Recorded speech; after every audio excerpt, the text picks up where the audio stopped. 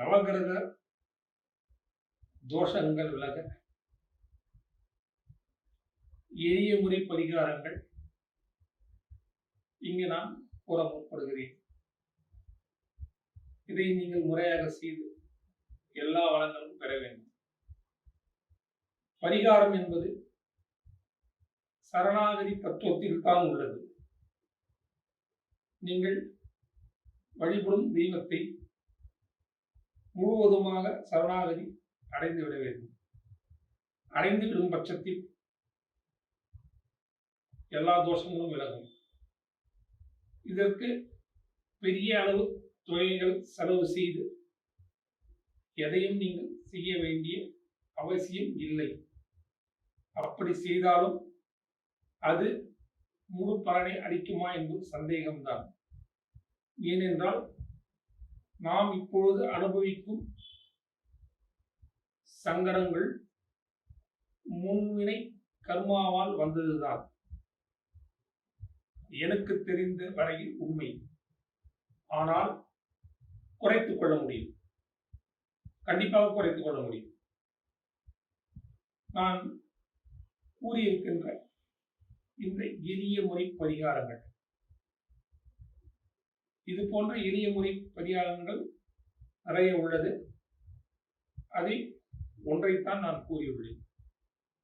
இந்த செலவு குறையான முறையான பரிகாரத்தை நீங்கள் செய்து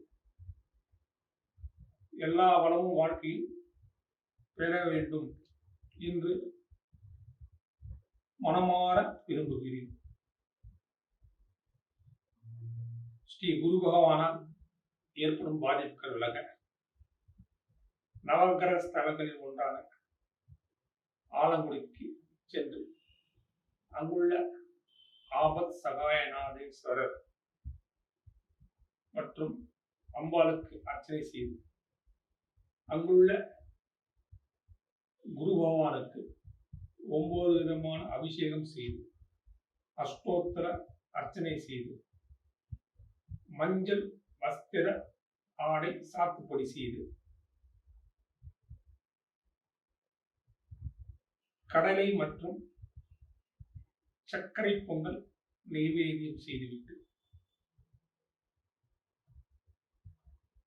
என் வாழ்வில் நடக்கும் தீமைகள் விலகி நன்மைகள் பெருக வேண்டும் என்று சரணாகதி தத்துவத்தோடு மனமுருகி பிரார்த்தனை செய்து கொண்டு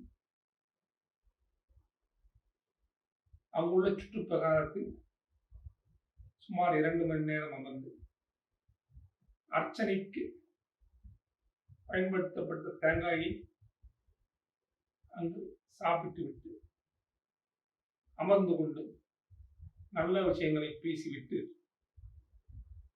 வீட்டுக்கு வந்த பின்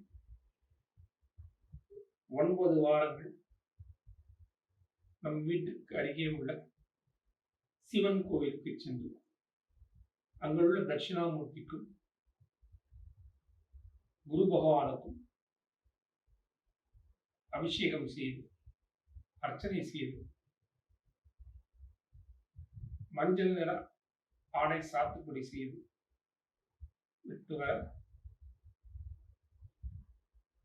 குரு பகவானால் ஏற்பட்ட தோஷங்கள் குறைந்து வாழ்வில் வசந்த காற்று துளிர்விழத் தொடங்கும்.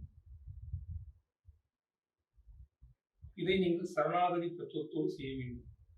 முழு முதல் நம்பிக்கையோடு செய்ய வேண்டும். நீங்கள் இந்த பரிகாரத்தை செய்து குரு பகவானால் ஏற்பட்ட பாதிப்புகள் விலகி நீங்கள் எல்லா வளங்களும் சந்தோஷங்களும் பெருகி செல்வங்களோடு வாழ நான் வணங்கும் சிவகாமாட்சியை பிரார்த்தனை செய்து கொள்கிறேன். வாழ்க வளமுடன். நன்றி, வணக்கம்.